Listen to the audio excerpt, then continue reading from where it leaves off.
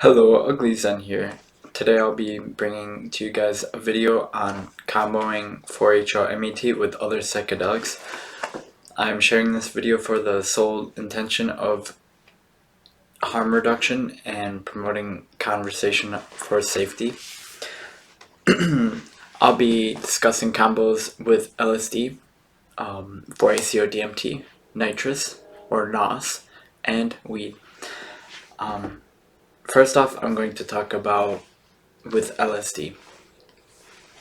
I have only had one experience comboing 4-HO-MET with LSD, and I did 200 UG of LSD, and I threw in 13 milligrams of 4-HO-MET after the peak of the acid trip, or the LSD trip.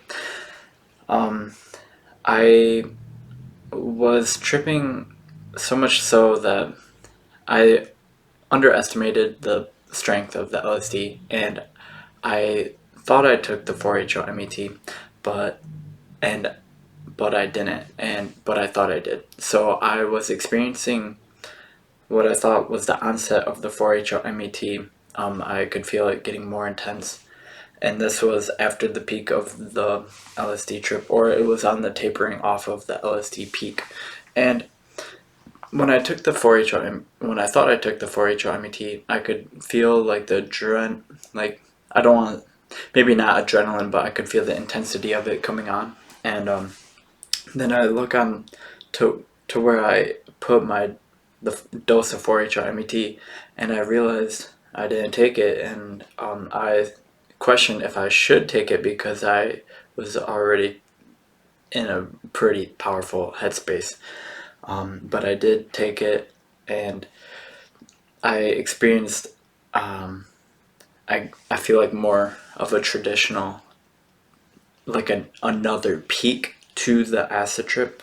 And what I mean by traditional is like people will say that you can have another peak by smoking weed on the come down of an acid trip. And it was another peak, but it was more classically a psychedelic. It was another peak, really. But since the first peak sort of drained me of my I want to say adrenaline and just serotonin, I was a bit exhausted on the come down, but I still took it. And so the second peak, it was actually dysphoric. It wasn't euphoric. It wasn't pleasurable. It wasn't fun. It was I was sort of burnt out feeling, but the onset of it was coming on, and I there was pictures on my wall of people that inspired me, and their faces, some of the faces were just morphing a bit, and it was a bit concerning to me because like they could be making sort of like frown faces or whatever.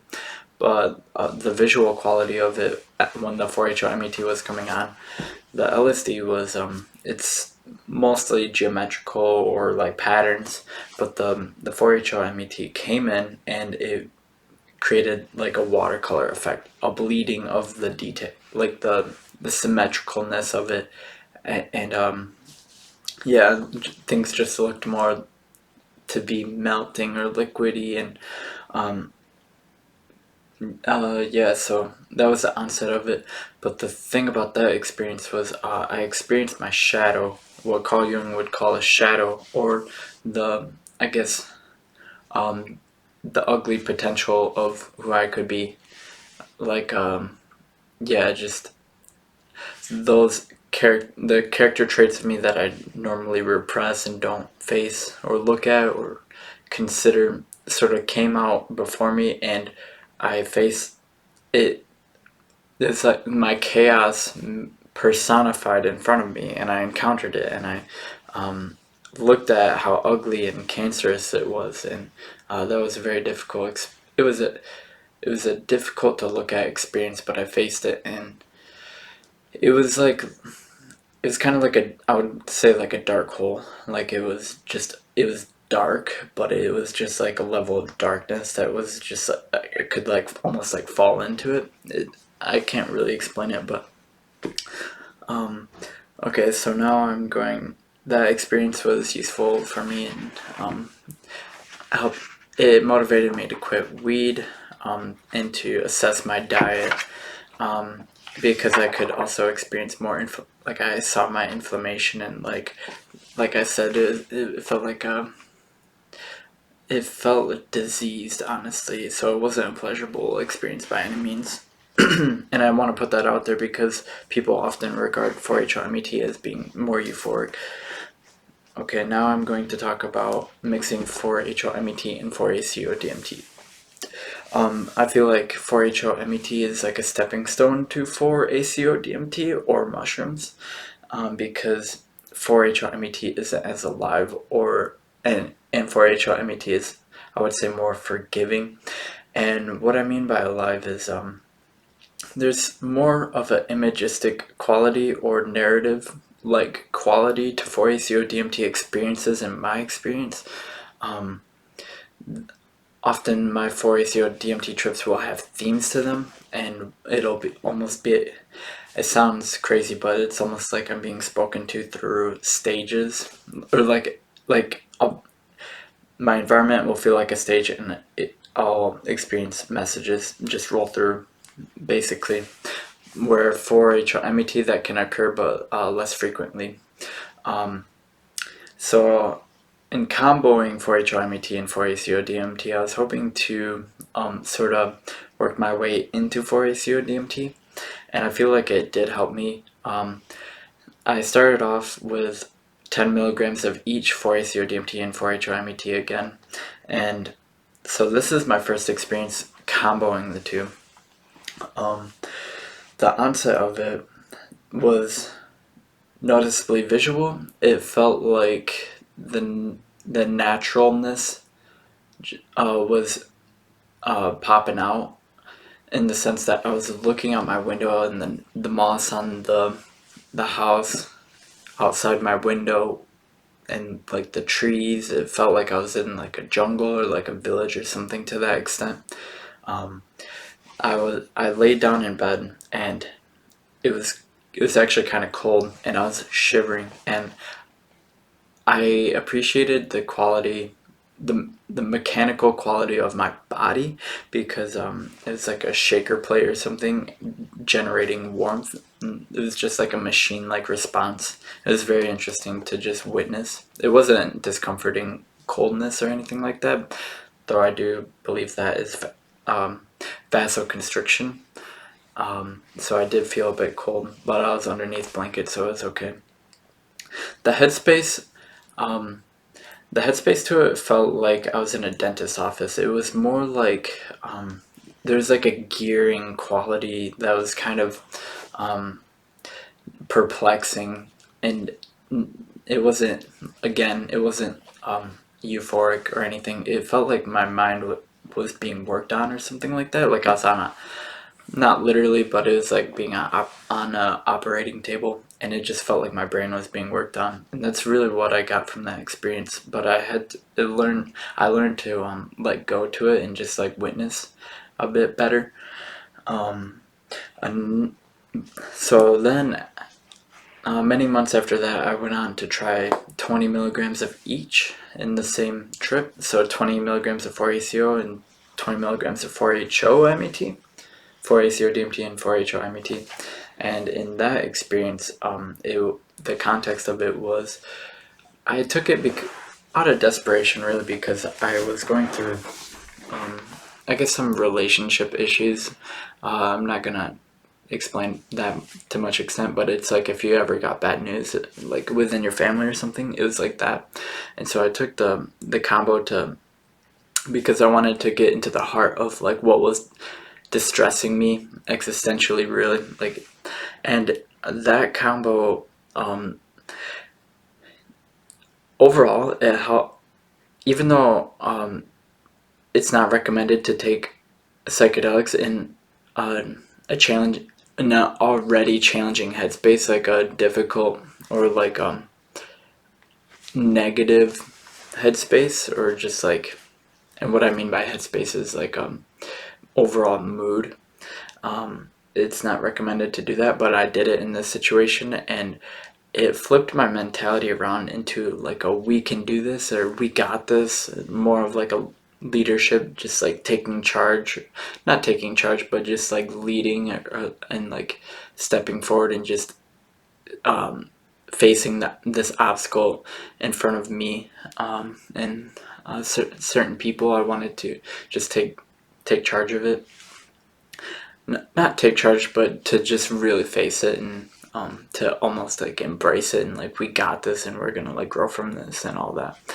That helped me to change that around, because before it was like negative ruminating and just like oh no, but then during that experience it was dramatic. The onset of it, um, the onset of it was it was intense in the sense that I was made vulnerable or more aware of my insufficiencies, really. Like I felt like I was messing up in my life in certain areas. Yeah, and just like messing up in my life and not being perfect, and I was like, I'm so sorry, like I'm messing up, I'm screwing this up. But like after just like surrendering myself in a sense to that, I the experience like shifted in tone to a more encouraging, yeah, very encouraging experience. Um, the I will say that 20 milligrams of 4-HO and plus the 20 of the 4-ACO DMT was it was less visual than 40 milligrams of 4-ACO DMT, but I feel like it was more forgiving. As it wasn't as intense. Um, is more, I feel like I felt more grounded in a sense where I was maybe felt more control over the experience. I was much more able to it was easier, really. But I don't want to make it seem like it was easy, because that's high dose territory and it's definitely still psychedelic.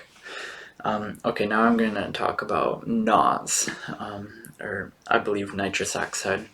I haven't done much NOS, but I tried it with 4-HO-MET, and with that, it felt like I was being lured by, I guess, the euphoria of the NOS.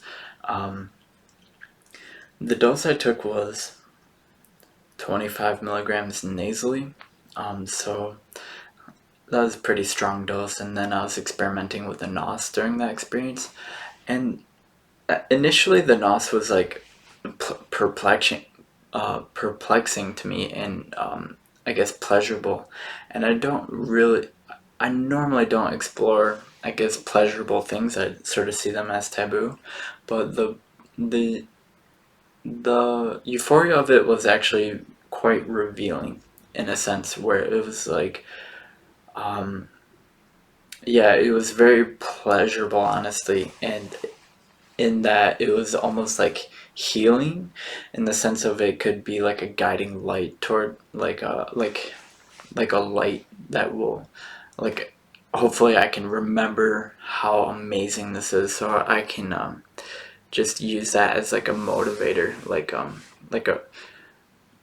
like a rat chasing something, in a sense. Like it was like that, but I was hoping to sort of keep that image in my mind of that space and just existentially use that as a motivator to like do better in my life. But I kept pushing at I was really trying to explore this headspace, because um, I feel like it was such a quick onset, and like there was just like a lot to explore there, to where I was just like I was really going for it, I guess. um, and and it actually flipped at one point. Like I felt like I fucked up, honestly, and it just it's like, oh shit, did I just land myself in hell? Because the everything was just like not recognizable to me. Like my bed was more so just like geometry looking. It's just unfamiliar looking, really, and my whole environment just felt unfamiliar. It felt alien. And that really, it actually startled me. But once I just sat with it, I realized I wasn't stuck in this, and I was just viewing it, and um, it was interesting, really. But it it's like there's like that euphoric thing, and I feel like people might chase that, but it was kind of like a lure, and like that lure just like it like at a certain level, it's not euphoric. It's you're in like an alien space. It feels like, and that's about as much as I can say about that combo. Though I feel like again the euphoria to it can be revealing to where um, revealing in the sense of just like yeah the positive spectrum of um, I guess like bliss and things like that. Um, 4-HO MET and weed. This is a combo that I would put extra caution around because it is very confusing. It's like extraordinarily confusing compared to smoking weed and LSD. It's like I know that I've had like with the mixing LSD and 4-HO MET, it can be challenging by adding weed into the mix. I've actually felt like panic from it because and I could like one time specific time I was actually laying down and I was meditating, and suddenly I just maybe it was that increase in blood pressure, but it was like I could feel like this almost like a like a low boom or something, not a boom but like a just this onset of this feeling, and it's kind of located in my chest area, and my heart rate was slowly increasing, and I could feel it just ascending, and I was just watching it and like thinking about it, sort of fed into it, and um, it just led a panic, really, like fight or flight response, and my ability to rationalize it just like went out the window, really, and